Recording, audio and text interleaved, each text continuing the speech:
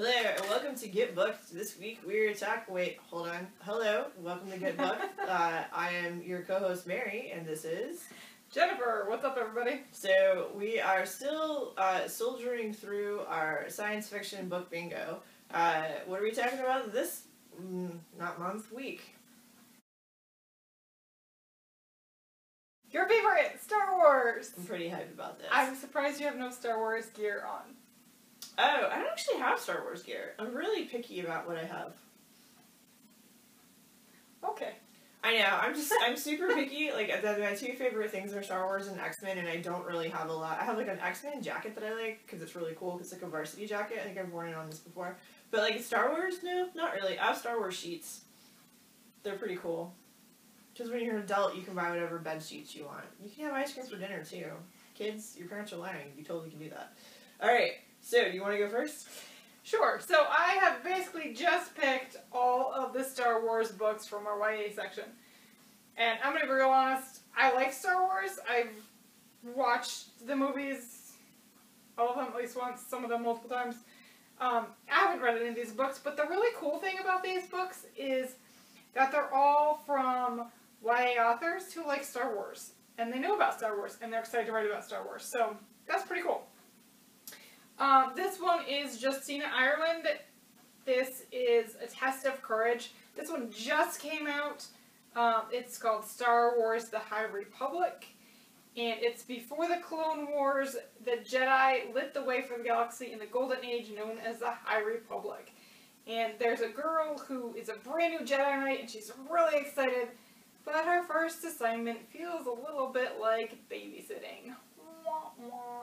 I'm sure it goes terribly wrong, too. I saw an interview with Justina, Ireland, for something that I was... But she was all hyped, too, because, like, not a whole lot has been written about the High Republic, so she's just like, this is great, because I can just write anything. That's, you know, of course, like, I think anytime there's a Star Wars book, like, Lucasfilm, Disney, like, gives you a dossier of, like, here's the timeline, here's where you are, make it work. Because that is something, like, before, we have the canon that was rewritten when Disney bought Lucasfilm, but even in the 90s when the Star Wars books were coming out, because the Star Trek books don't follow a timeline, Lucas was like, oh no, we're gonna have a timeline, which is great as a reader, because, like, the books will intersect with each other, and they'll do cool stuff, but, like, it's not like, oh, these 5 books all happen in the same week, because that happens with Star Trek books, which is why I don't like to read them. So my first one, I went for graphic novels, and I'll talk about adult books. The first one, I've probably talked about this before, this is the original Star Wars Marvel comic. If you are a hardcore fan, you probably know about this. If you are a younger fan, you may not know as much about this.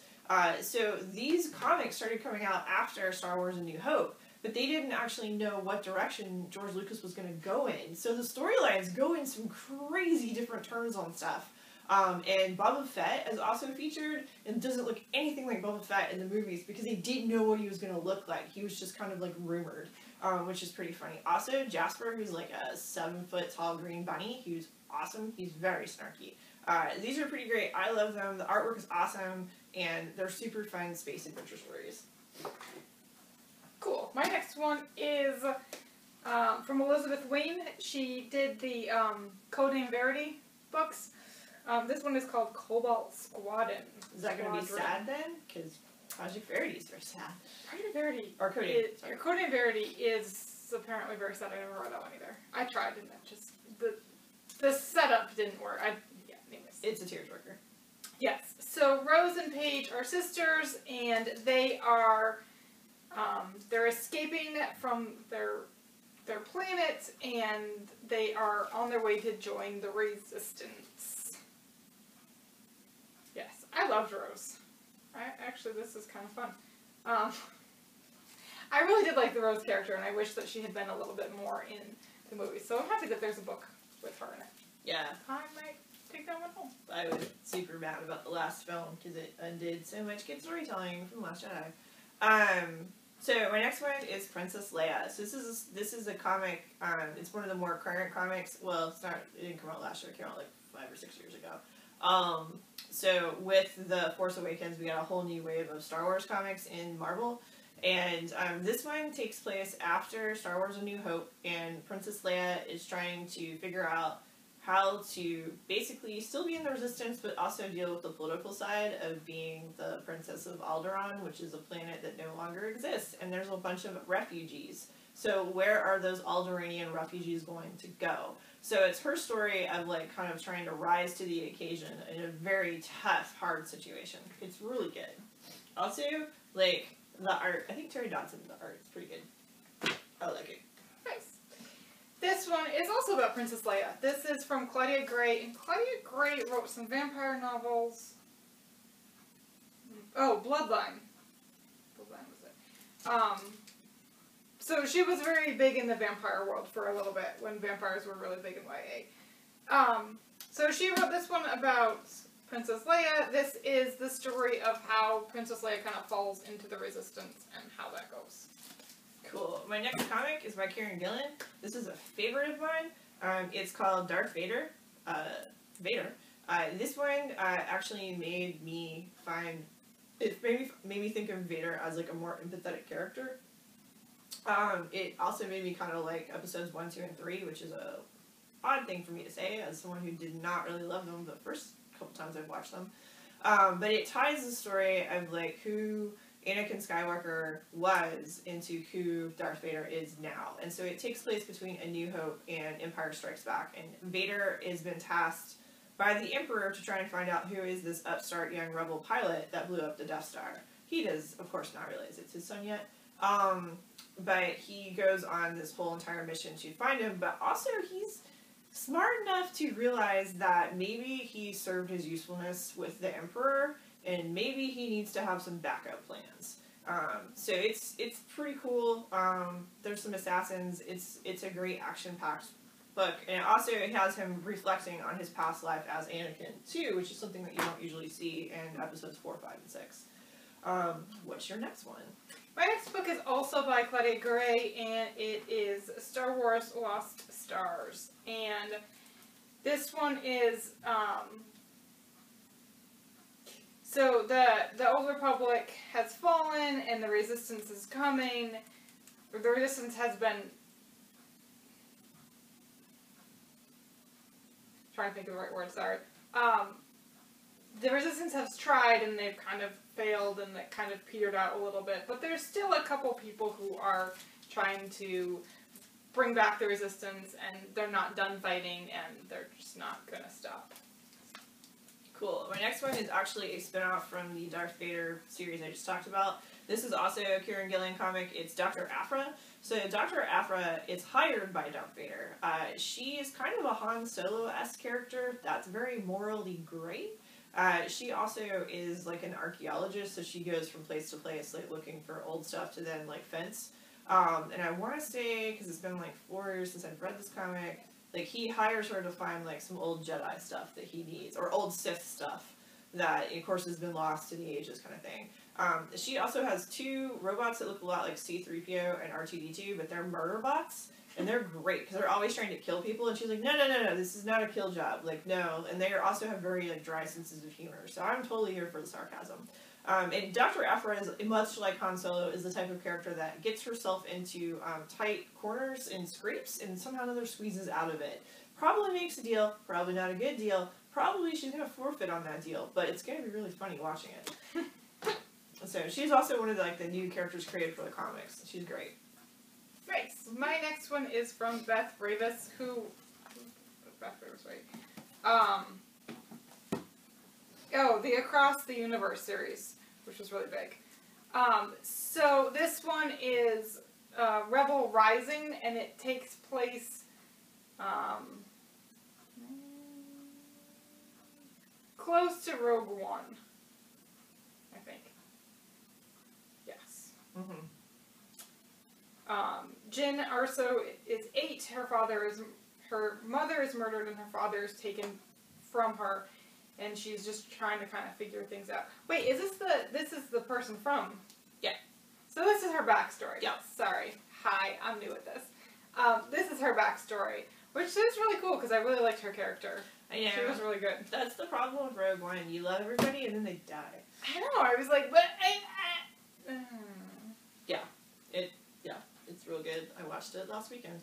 Alright, so my first one, this is some of the new stuff. We don't really seem to have a lot of the old Star Wars, stuff that was from, like, the 90s and early aughts. I think we had some at some point, but they just kind of, they've either been weeded out or for wear and tear or, like, never came back. So this is some of the newer stuff that we've gotten in the past, like, 5 years. So this first one is called Star Wars Phasma by Delilah S. Dawson, who's an awesome writer. This is pretty cool. So, Captain Phasma, she's really horrible to Finn, which we know, and has a whole axe to grind, because since he's a defector. But this is the backstory of Captain Phasma. But it's told in an interesting way. There is a Crimson Stormtrooper that has gotten hold of a Rebel Alliance spy, and the reason why he's done that is because he knows that she knows the backstory of Phasma. And so he's trying to find out all the information he can on Phasma, because it's the Empire, and they're all, like, political, backstabbers. So that way he can, like, basically screw her over and take her job. But it often reveals more than either one of them bargained for. So, My next one is A Crash of Fate by... Okay, I'm gonna try this.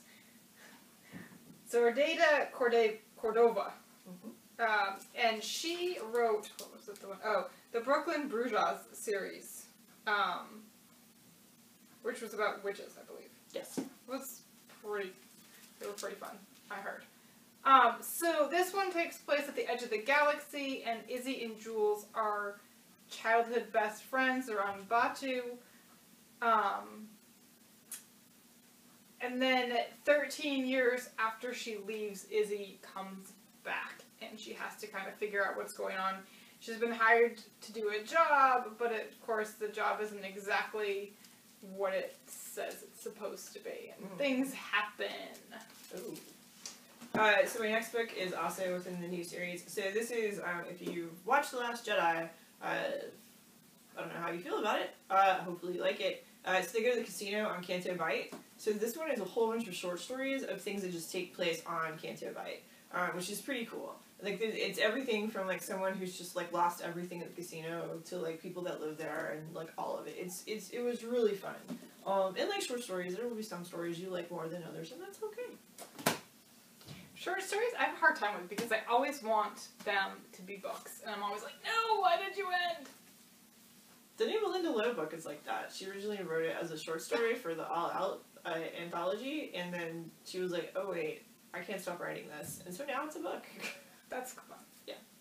Alright, this is Ray Carson's Most Wanted, and this is, Han and, oh god, what's her name? I can't remember off the top of my head. I have to look at the name. I'm terrible at names. I haven't seen Solo in a while. Oh, Kira. That is not what I would have said. Anyways, so, It's Star Wars. Everything is spelled differently. This is about them before the Han Solo movie, so it's kind of like their backstory. And Ray Carson wrote A Girl of Fire and Thorns trilogy. So, lots of YA authors reading. I do just want to say that we have lots of Star Wars in the kids section too. They're in our series, and they range from like kind of JR books all the way up through larger chapter books. So if you have a Star Wars loving kid, we got you covered. And we have picture books too, so all ages. And if you've got like 5th and 6th graders who are still into Star Wars, we also have more Marvel comics than this. And like the Marvel comics are pretty accessible for everybody. They're in our adult teen section, but like if you have a 5th grader that loves Star Wars, like it's fine. Because we also have the Poe Dameron comics, we have the we have the Han Solo comics. There's also the main Star Wars line. We have a fair amount of that, and then also there is a Chewbacca one-shot as well as a Lando Calrissian, and it's Lando Calrissian from Solo, not Lando Calrissian from like Empire, because there's different ones, and I'm sure we have more that I just can't remember off the top of my head because I bought a lot of them over the past 5.5 years.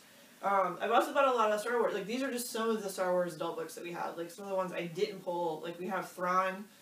Thrawn was from the original series back in the 90s, and when they said that expanded universe is no longer canon, they did cherry pick some characters, and so everyone was really excited to see Thrawn get his own trilogy. So we have that at the library too. The first one was checked out, so I didn't grab it. I was going to grab the Alphabet Squadron, but the first book for that one was checked out too. The first one is called Alphabet Squadron. This is the second book called Shadowfall. They're by Alexander Freed. They're pretty fun because they take place right after Return of the Jedi.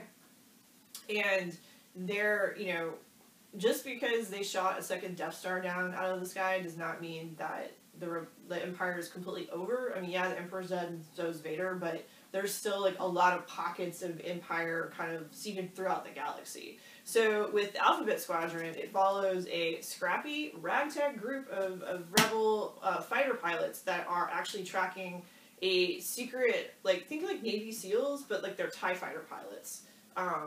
And they're called the Shadowfall. And so they're trying to find them. There's also a tie-in Marvel comic that we don't have, I'm so sorry, called TIE Fighter Shadowfall, that they kind of, like, play in tandem. That's from the TIE Fighter's perspective. But these are pretty cool. One of the main characters actually is a defected Empire fighter pilot. So she's got, like, a redemption arc. And, you know, each book in the trilogy gets into more of, like, backstory and people's, like, demon past and whatnot and trauma, because we were talking about Star Wars. It is a galaxy on fire. So yeah, these are pretty fun. I like them a whole lot. And that has been Star Wars with Mary and Jennifer. So yeah. Who knows what we'll talk about next week? I don't know. Something. Maybe it'll be a free-for-all. Oh. We'll just grab our favorite books we haven't talked about that are science fiction. That sounds like that's probably what we'll do. Okay, cool. Have a good weekend, everybody. Yep.